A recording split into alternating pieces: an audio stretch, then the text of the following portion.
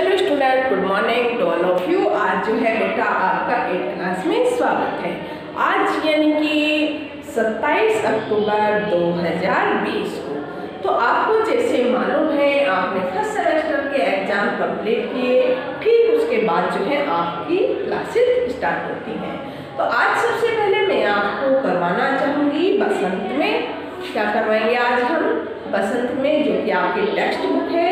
सभी बच्चे जो हैं इसको निकाल कर रखेंगे और जो है इसके बारे में मैं अध्ययन करूँगी। तो फर्स्ट यानी कि इसमें लेसन 9 है आपका, कबीर की साखियाँ। क्या है लेसन? इसमें 9 लेसन जो है बसंत में हम करेंगे। क्या नाम है इस लेसन का? कबीर की साखियाँ। कबीर की, सभी बच्चे निकाल लेंगे लेसन कबीर की साखियाँ।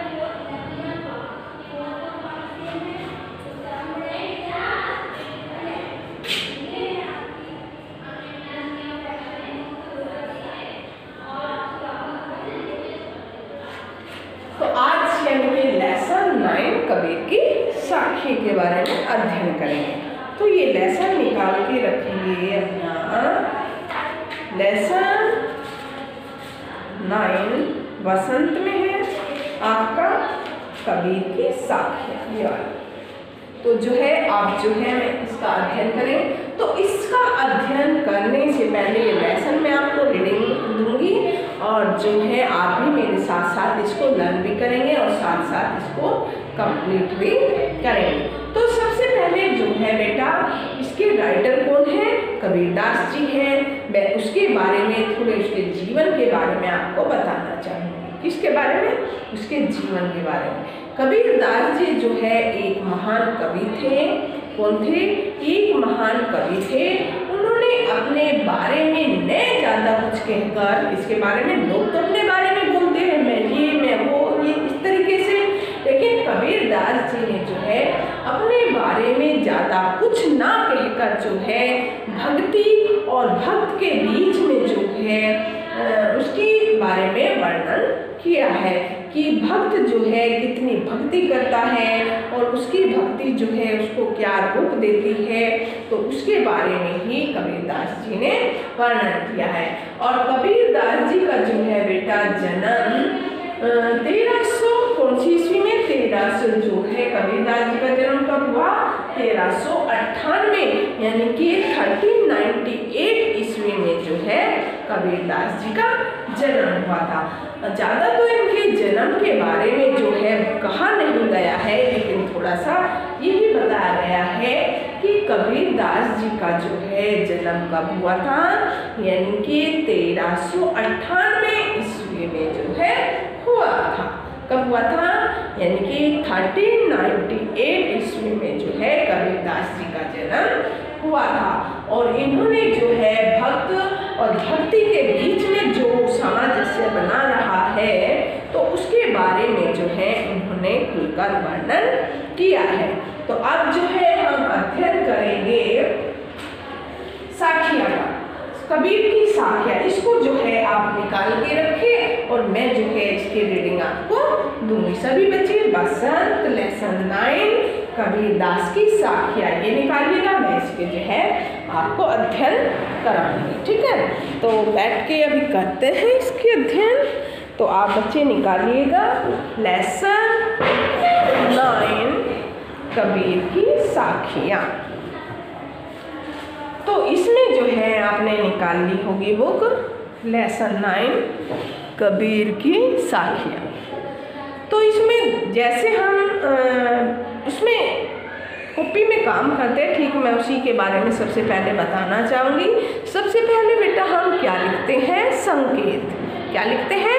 संकेत। पहले भी मैंने आपको ये चीज़ें बताई थी, क्योंकि मैं ये साथ साथ अगर बताऊँगी तो आपको मन पटल पर अंकित रहेगा।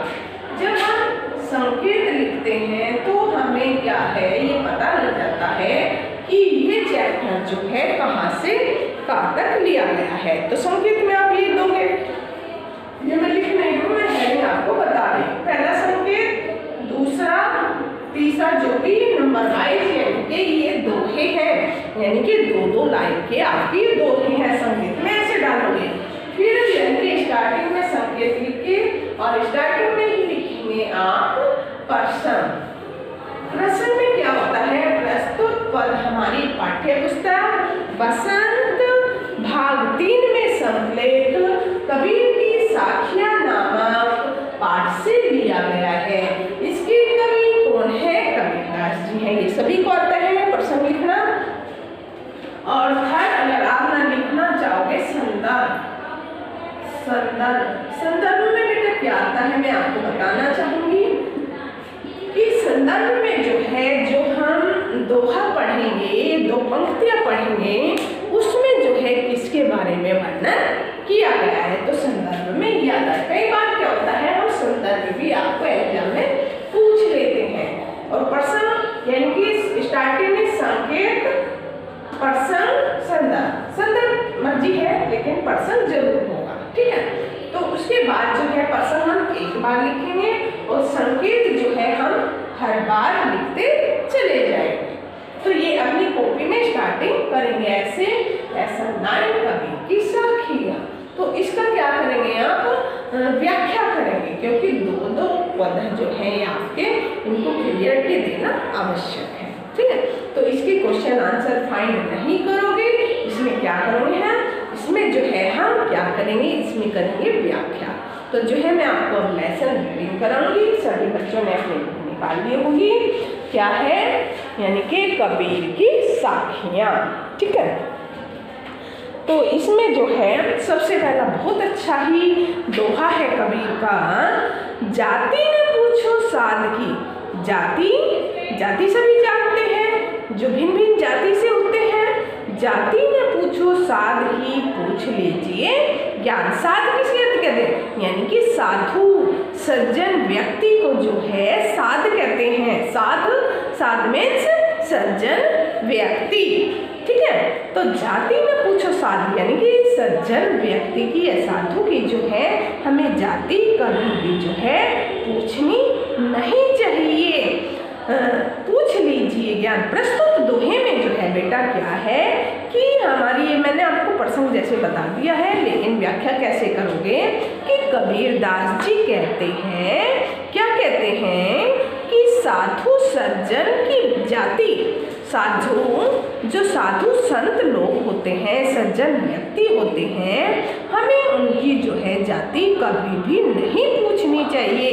यदि हमें पूछना भी है, अगर उन्हें सज्जन व्यक्तियों का या साधु का जो है हमने पूछना भी है, उनसे पूछना भी है, तो क्या पूछेंगे हम उनसे, ज्ञान, उनके ज्ञान के बारे में पूछ लेना हमें चाहिए। क्या पूछ लेना चाहिए, ज्ञान के बारे में। लिखा ना को लाइन में, जाति न पूछो साध की, पूछ लीजिए ज्ञान। कबीरदास जी इसमें क्या कहते हैं कि साधु सज्जन की जो है हमें कभी भी जाति नहीं पूछनी चाहिए। यदि हमें पूछना भी है तो क्या पूछेंगे हम, उनके ज्ञान के बारे में ही पूछेंगे। और नेक्स्ट लाइन, मोल करो तलवार का पड़ा रहने दो म्यान।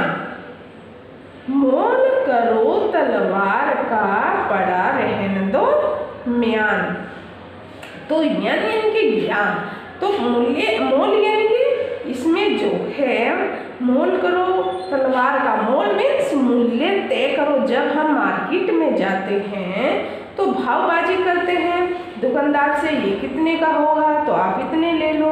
तो इस तरीके से जो मोल भाव करते हैं उसको हम मोल कहते हैं, मूल्य तय करना, ठीक है। तो मोल करो तलवार का, जब हम मार्केट में तलवार यानी कि तलवार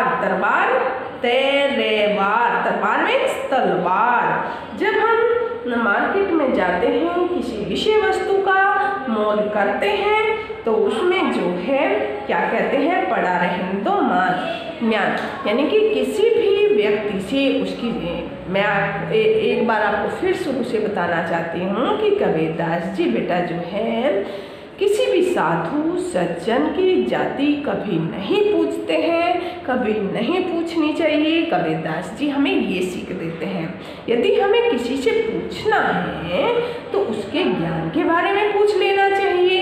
किसी व्यक्ति से उसकी जाति का या वर्ण का ने पूछकर हमें उसके अंदर छिपे ज्ञान को जानना चाहिए। तो क्या कहा इसमें, आपको ये समझ आ गया होगा है ना, कि हमें जाति या वर्ण, वर्ण मतलब रंग, काला गोरा है, तो ये न पूछकर हमें उसके अंदर, कई बार क्या करते हैं ये काला है क्या, रहने दो ना, तो ये चीज़ हमें अंदर से नहीं आनी चाहिए। तो हमें उसके ज्ञान को जानना चाहिए कि ये कितना ज्ञानवान है।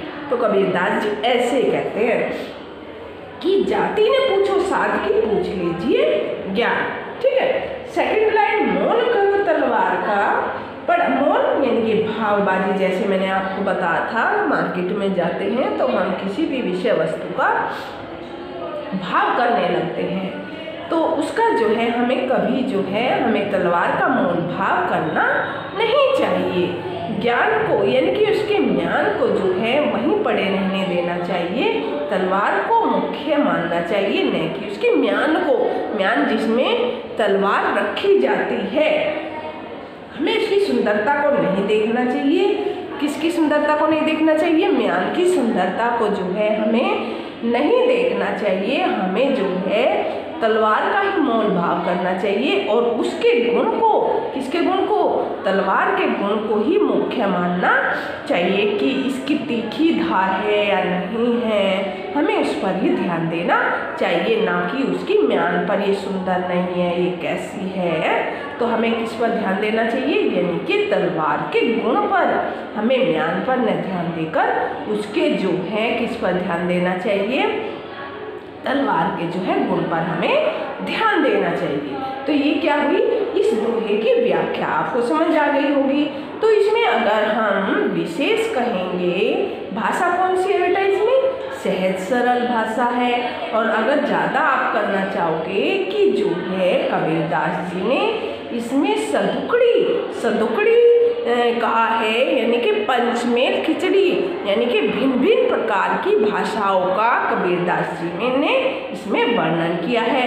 और कबीरदास जी ने कौन कौन सी भाषा को अपनाया है, अवधी, ब्रज, खड़ी बोली, हिंदी, उर्दू, संस्कृत के तत्सम, तद्भव, सभी भाषाओं का जो है कबीरदास जी ने मार्मिक वर्णन किया है। तो ये विशेष में आप लिखेंगे और जो है एक लाइन ये भी लिखेंगे कि कबीर लोगों से जो है वास्तविकता को, कबीर ने लोगों की वास्तविकता को जानने और समझने का आग्रह किया है, कि हमें जो है लोगों की वास्तविकता को अधिक जानना चाहिए, ना कि उसके बाहरी दिखावे। ठीक है। तो ये था फर्स्ट पैरे का जाति न पूछो सादगी, पूछ लीजिए, या इसकी विशेष और व्याख्या के बारे में जो है मैंने आपको बताया है। ठीक है। तो नेक्स्ट अब हम स्टार्ट करेंगे, आवत गारी एक है, उल्टत होएगा नेक। आवत आना, आवत मीन्स आना, गारी गाली, उल्टत उलटना, उलट कर जवाब देना, वापस करना। तो इसमें जो है ये वर्ड मीनिंग है, मैं आपको लिख देती हूँ, आपको